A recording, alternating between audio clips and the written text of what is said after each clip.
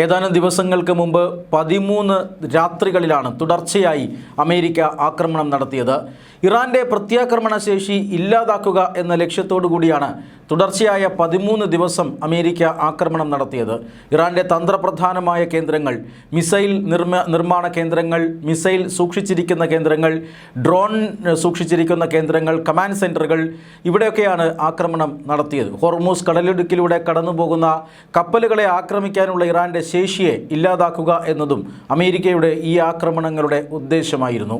തന്ത്രപ്രധാനമായ നിർണായകമായ പ്രതിരോധ കേന്ദ്രങ്ങൾ ഈ ആക്രമണത്തിൽ തകർന്നുവെന്ന് ഇറാൻ കേന്ദ്രങ്ങൾ തന്നെ സമ്മതിച്ചിട്ടുണ്ട്. ഈ ഒരു ആക്രമണത്തിന് ശേഷം അമേരിക്ക ഏകപക്ഷീയമായി ആക്രമണം നിർത്തിവെക്കുകയായിരുന്നു. എന്നാൽ വീണ്ടും അമേരിക്ക കനത്ത വ്യോമാക്രമണം ഇറാന്റെ പല ഭാഗത്തും നടത്തിയിരിക്കുന്നു. മാത്രമല്ല, ചില പുതിയ കേന്ദ്രങ്ങൾ കൂടി അമേരിക്ക ലക്ഷ്യമിട്ടു ഇന്നലത്തെ ആക്രമണത്തിൽ എന്നുള്ളതാണ് ഏറ്റവും പ്രധാനപ്പെട്ട വിവരം. അതായത് ഇറാന്റെ രഹസ്യ കേന്ദ്രങ്ങൾ, ഇറാന്റെ ആക്രമണത്തിൻ്റെ കുന്തമുന അത് എന്ന് അറിയപ്പെടുന്ന ചില കേന്ദ്രങ്ങൾ, ഇവിടങ്ങളിലൊക്കെയാണ് തന്ത്രപ്രധാനമായ കേന്ദ്രങ്ങളിലാണ് കഴിഞ്ഞ ദിവസം അമേരിക്ക ആക്രമണം നടത്തിയത്. 2 ദിവസം ഇറാനെ കൃത്യമായി നിരീക്ഷിച്ച ശേഷം എവിടെ നിന്നാണ് ഇറാൻ ഈ ആക്രമണങ്ങളൊക്കെ നടത്തുന്നത് എന്ന് കൃത്യമായി മനസ്സിലാക്കിയിട്ട് മറ്റു പുതിയ കേന്ദ്രങ്ങൾ കണ്ടെത്തിയാണ് അമേരിക്ക കഴിഞ്ഞ ദിവസം വീണ്ടും ആക്രമണം നടത്തിയിരിക്കുന്നത്. ഈ ആക്രമണത്തിൻ്റെ പ്രകോപനം എന്ന് പറയുന്നത് ജോർദാനിൽ കഴിഞ്ഞ ദിവസം ഇറാൻ നടത്തിയ ആക്രമണമാണ്. ജോർദാനിൽ കനത്ത ആക്രമണം കഴിഞ്ഞ ദിവസം ഇറാൻ നടത്തിയിരുന്നു. അമേരിക്ക ആക്രമണം അവസാനിച്ചു എന്ന് പറഞ്ഞപ്പോൾ തന്നെ തങ്ങളും പ്രത്യാക്രമണം അവസാനിപ്പിച്ചു എന്ന് ഇറാൻ പറഞ്ഞതാണ്. പക്ഷേ ജോർദാൻ ലക്ഷ്യമാക്കി ഇറാൻ കനത്ത ആക്രമണം നടത്തി. ഈ ആക്രമണം, അതായത് ജോർദാനിലെ അമേരിക്കൻ ബേസുകൾ കേന്ദ്രീകരിച്ചാണ് ഇറാൻ ആക്രമണം നടത്തിയത്. അമേരിക്കയുമായി ഇനി ചർച്ചയില്ല എന്ന് വ്യക്തമാക്കിയതിന് ശേഷമായിരുന്നു ഇറാൻ്റെ ആക്രമണം. ഇത് മാത്രമല്ല, ഇറാൻ ഹോർമൂസ് കടലിടുക്കിലൂടെ കടന്നുപോയ 3 ചരക്ക് കപ്പലുകളെ ആക്രമിച്ചു എന്നുള്ളതാണ്.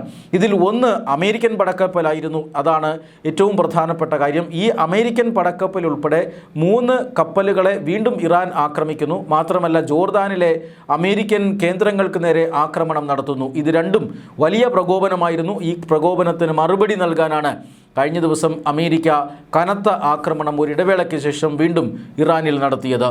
ഇതോടെ യുദ്ധത്തിൻ്റെ സ്വഭാവം മാറുന്നു എന്നുള്ളതാണ് മറ്റൊരു കാര്യം. അതായത് കൂടുതൽ രാജ്യങ്ങൾ ഈ സംഘർഷത്തിലേക്ക് വലിച്ചിഴക്കപ്പെടുന്ന ഒരു സാഹചര്യമുണ്ട്. അമേരിക്കയും ഇസ്രായേലും സംയുക്തമായിട്ടാണ് ഇറാനെ ആക്രമിച്ചത്. 3 രാജ്യങ്ങളാണ് ഈ സംഘർഷത്തിൽ പാർട്ടിയായി ഉണ്ടായിരുന്നത്. ഇതിലിപ്പോൾ ഇസ്രായേൽ ഒരല്പം ഉൾവലിഞ്ഞ് നിൽക്കുകയാണ്. കഴിഞ്ഞ ദിവസം അമേരിക്കയും അതുപോലെ തന്നെ അമേരിക്കൻ പ്രസിഡന്റ് ഡൊണാൾഡ് ട്രംപും അതുപോലെ തന്നെ ഇസ്രായേൽ പ്രധാനമന്ത്രി ബെഞ്ചമിൻ നെതന്യാഹുവും വാഷിംഗ്ടണിൽ കൂടിക്കാഴ്ച നടത്തിയിരുന്നു. ആ കൂടിക്കാഴ്ചയ്ക്ക് ശേഷമാണ് ഇപ്പോൾ കനത്ത ആക്രമണം അമേരിക്ക നടത്തിയിരിക്കുന്നത് എന്നത് ശ്രദ്ധേയമാണ്. ഈ തരത്തിൽ അമേരിക്കയും ഇറാനും അതോടൊപ്പം തന്നെ ഇസ്രായേലും ഉൾപ്പെട്ട ഈ സംഘർഷത്തിലേക്ക് കൂടുതൽ രാജ്യങ്ങൾ വലിച്ചിഴക്കപ്പെടുകയാണ്. കാരണം ഇറാന്റെ ഒരു പ്രത്യാക്രമണ ശേഷി അത് കുറഞ്ഞതോടുകൂടി ഇറാൻ അനുകൂല ഭീകര സംഘടനകൾ ഈ യുദ്ധത്തിലേക്ക് എത്തുകയാണ്. അതായത് കടലിടുക്കുകൾ, ചെങ്കടലിൽ ചില പ്രശ്നങ്ങളുണ്ട്. ആ ചെങ്കടലിൽ ബ്ലോക്കേഡുകൾ സൃഷ്ടിക്കുകയാണ് ഇറാൻ പിന്തുണയ്ക്കുന്ന ഹൂതി വിഭാഗം. അവർ സൗദി അറേബ്യയെ പോലെയുള്ള രാജ്യങ്ങളെ ലക്ഷ്യം വയ്ക്കുന്നു. മാത്രമല്ല, ഇറാഖ് കേന്ദ്രീകരിച്ച് പ്രവർത്തിക്കുന്ന ഇറാന്റെ ഭീകര സംഘങ്ങളുണ്ട്. IRGC ചെല്ലും ചെലവും കൊടുത്ത് വളർത്തുന്ന ഈ ഭീകര സംഘടനകൾ കഴിഞ്ഞ ദിവസം സൗദിക്ക് നേരെ ആക്രമണം നടത്തിയിരുന്നു. സൗദിയെ ആക്രമിക്കാൻ പാടില്ല എന്ന് പാകിസ്ഥാൻ മുന്നറിയിപ്പ് നൽകി. അതുകൊണ്ട് തന്നെ ഇപ്പോൾ ഇറാൻ സൗദിയെ ആക്രമിക്കുന്നില്ല. പകരം ഇറാന്റെ പ്രോക്സികളായിട്ടുള്ള ഭീകര സംഘടനകളാണ് സൗദിക്ക് നേരെ ആക്രമണം നടത്തുന്നത്. ഇതിൻ്റെ ഭാഗമായി സൗദിയും അമേരിക്കയും സംയുക്തമായി ഇറാഖിൻ്റെ പല കേന്ദ്രങ്ങളിലും കഴിഞ്ഞ ദിവസം കനത്ത ആക്രമണം നടത്തിയിരുന്നു. എന്ന് പറഞ്ഞാൽ മറ്റൊരു രാജ്യം കൂടി ഈ യുദ്ധത്തിലേക്ക് വലിച്ചിഴക്കപ്പെട്ടിരിക്കുന്നു. അത് ഇറാഖാണ് എന്നുള്ളതാണ് വളരെ ശ്രദ്ധേയമായ ഒരു കാര്യം. മാത്രമല്ല, സൗദിയും ഇതിലേക്ക് വലിച്ചിഴക്കപ്പെടുന്നു. മറ്റൊരു രാജ്യമായ ഒമാനും ഇപ്പോൾ സംഘർഷത്തിലേക്ക് മെല്ലെ മെല്ലെ വരുന്ന കാഴ്ചയാണ് കാണുന്നത്. അതായത് ഹോർമൂസ് കടലിടുക്ക്, ഇറാന്റെ തീരത്തുകൂടിയുള്ള കടലിടുക്കിലൂടെയാണ് കപ്പലുകൾ പോയിക്കൊണ്ടിരുന്നത്. ആ കപ്പൽച്ചാൽ മാത്രമാണ് ഇറാൻ ഇപ്പോൾ തുറന്നു വച്ചിരിക്കുന്നത്. ഇറാന്റെ അനുമതിയോടുകൂടി കപ്പലുകൾക്ക് അതുവഴി കടന്നു പോകാം. സൗഹൃദ രാജ്യങ്ങളുടെ കപ്പലുകൾ കടന്നു പോകാനാണ് ഇറാൻ തങ്ങളുടെ തീരത്തുകൂടി ഒരു കപ്പൽ പാത ഒരുക്കിയിരിക്കുന്നത്. ബാക്കി ഭാഗങ്ങളിൽ ഇറാൻ മൈൻ പാകിയിരിക്കുകയാണ്. പക്ഷേ ഇറാൻ ഒമാന്റെ തീരത്തുകൂടി, ഒരു വശത്ത് ഹോർമൂസ് കടലിടുക്കിൽ ഒരു വശത്ത് ഇറാനും മറുവശത്ത് ഒമാനുമാണ്. ഇതിൽ ഇറാന്റെ തീരത്തുകൂടി കടന്നു പോകുന്ന കപ്പലുകളെ ഇറാൻ വളരെയധികം പരിശോധനയ്ക്ക് വിധേയമാക്കിയതിനു ശേഷം കടത്തിവിടുന്നുണ്ട്. എന്നാൽ ഒമാൻ തീരത്തോടുകൂടി ഇറാനെ അവഗണിച്ചു കൊണ്ടുപോകുന്ന പോകുന്ന കപ്പലുകളെയാണ് ഇറാൻ ഇപ്പോൾ ആക്രമിച്ചുകൊണ്ടിരിക്കുന്നത്. അത്തരത്തിലാണ് 3 കപ്പലുകൾ അമേരിക്കൻ നേവിയുടെ നിയന്ത്രണത്തിലാണ് ഈ പാത എന്നുള്ളതാണ്.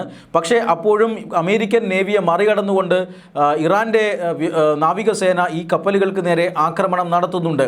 അങ്ങനെ 3 കപ്പലുകൾക്ക് നേരെ ആക്രമണം നടന്നു. ഒമാൻ തീരത്തുകൂടിയുള്ള കപ്പലുകളെ ആക്രമിക്കുന്നതിനെതിരെ ഒമാൻ ശക്തമായി അപലപിച്ചിട്ടുണ്ട്. അതായത് ഈ ഹോർമൂസ് കടലെടുക്ക് എന്ന് പറയുന്നത് ഇറാൻ്റെ മാത്രം അവകാശമല്ല, അതിൽ 50% അവകാശം ഒമാനുമുണ്ട് എന്ന് ഒമാൻ പറയുന്നുണ്ട്. പക്ഷേ ഈ ഇറാൻ അതിന് വഴങ്ങിക്കൊടുക്കുന്നില്ല, ഇറാൻ അത് സമ്മതിക്കുന്നില്ല. അതുകൊണ്ട് തന്നെ ഈ ഹോർമൂസ് കടലെടുക്കിൻ്റെ അവകാശത്തിന്മേൽ 2 രാജ്യങ്ങൾ തമ്മിലുള്ള സംഘർഷത്തിന് സാധ്യതയേറുകയാണ്.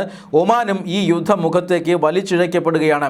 ഇതോടുകൂടി മേഖലയിൽ ആശങ്ക വർദ്ധിക്കുകയാണ്. നമുക്കറിയാം ഹോർമൂസ് കടലെടുക്ക് എണ്ണ വിപണിയെ സംബന്ധിച്ചിടത്തോളം, ആഗോള എണ്ണ വിപണിയെ സംബന്ധിച്ചിടത്തോളം വളരെ പ്രധാനപ്പെട്ടതാണ്. മൊത്തം എണ്ണ നീക്കത്തിൻ്റെ ഏതാണ്ട് 1/5 ഭാഗവും കടന്നു പോകുന്നത് ഈ ഹോർമൂസ് കടലിടുക്കിലൂടെയാണ്. ഇന്ത്യയും ചൈനയും ഉൾപ്പെടെയുള്ള രാജ്യങ്ങൾ എണ്ണ ഇറക്കുമതിക്ക് ആശ്രയിക്കുന്നതും ഈ ഹോർമൂസ് കടലിടുക്കിനെയാണ്. ഇറാൻ അതിൻ്റെ എണ്ണ കയറ്റുമതിക്ക് ആശ്രയിക്കുന്നതും ഈ കടലിടുക്കിനെയാണ്. എന്നാൽ ഇപ്പോൾ ഈ കടലിടുക്ക് പൂർണ്ണമായും സ്തംഭിച്ചിരിക്കുന്നു. അതുവഴി കടന്നു പോകുന്ന കപ്പലുകൾ ആക്രമിക്കപ്പെടുന്നതോടുകൂടി കപ്പലുകൾ പല ഭാഗങ്ങളിലായി കുടുങ്ങിക്കിടക്കുന്നു. കപ്പൽ സഞ്ചാരം ഇല്ലാതായി വരുന്നു. അത് പെട്രോളിയം ഉൽപ്പന്നങ്ങളുടെ ഒഴുക്കിനെ വീണ്ടും ബാധിക്കാനുള്ള എല്ലാ സാഹചര്യങ്ങളുമുണ്ട്. അതുകൊണ്ട് തന്നെ ഇന്ത്യ അടക്കമുള്ള രാജ്യങ്ങൾ ആശങ്കയിലാണ്. ഇനിയും പെട്രോളിയം ഉൽപ്പന്നങ്ങൾക്ക് വില ഉയർത്തേണ്ടി വരുമോ എന്ന ആശങ്ക ഇന്ത്യ അടക്കമുള്ള രാജ്യങ്ങൾക്കുണ്ട്. പക്ഷേ ഈ അക്രമവും അതുപോലെ തന്നെ സംഘർഷവും അത് നിലയ്ക്കുന്നില്ല. താൽക്കാലികമായി ഒരു ശമനം, സമാധാനം ഒക്കെ ആ മേഖലയിൽ ഉണ്ടായിരുന്നെങ്കിലും ഇപ്പോഴിതാ സംഘർഷം വീണ്ടും പുനരാരംഭിച്ചിരിക്കുന്നു. മലയാളി വാർത്ത plus, like, share and subscribe.